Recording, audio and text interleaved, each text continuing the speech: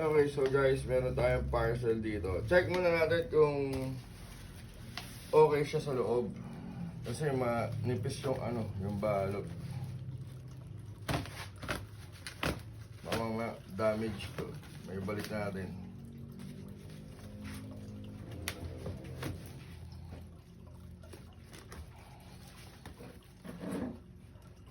Basta buo naman yung yun.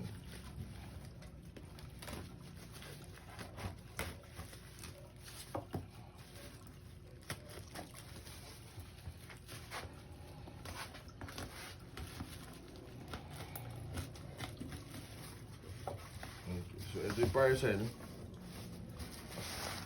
Ito nga pala yung automatic voltage regulator, guys, na binili natin sa may TikTok shop. Tingnan natin kung wala siya sira. Ano to eh? 3000 AV. VA pala. Yung binili natin, gagamitin natin sa sound system. Kasi may mga lugar na nagpa-fluctuate yung yung ilaw o yung kuryente. 220 bigla nagiging 110, nagiging biglang 100, gano'n. Check natin. Meron tayong eto at eto siya. Okay, so out from the box, eto siya. Yan, makapal na niya, yung tawag dito, yung wire. Okay, tapos tingnan natin kung gumagana. Puli na natin ito, dahil na naman palitan. Tingnan natin kung gagana siya. May to eh, may 5 seconds yata na na delay. So sasaksak natin. Ayan, diretso saksak na natin. Ay, naka-on, off muna natin. Saksak. Tinest din siguro to. Tingnan natin, meron siyang may power gauge siya dito. On natin. May delay lang yan.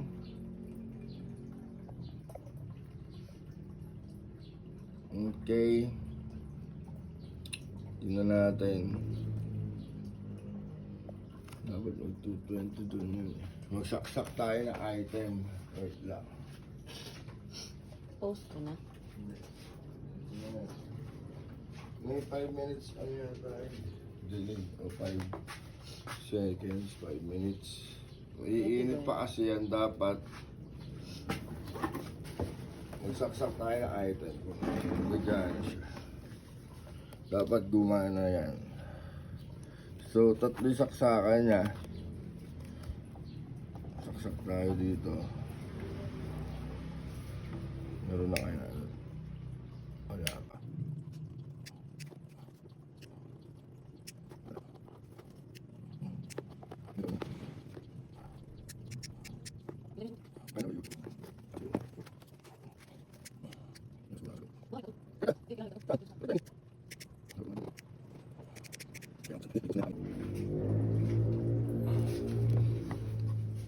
Okay, so guys, nakita nyo yung voltahe natin or yung voltmeter pumalo ng 220. Ibig sabihin regular. Saksakan natin. Ayan, gumagana. Okay, ayan. Pwedeng tumaas yan, pwedeng bumaba. Ang trabaho kasi nito para hindi masira yung mga appliances natin. Okay? So, yun lang guys. Kung gusto nyo bumili ng automatic or AVR, okay, nasa yellow basket ang gumagana. Meron siya dito sa likod, yung parang delay or normal. Ayan.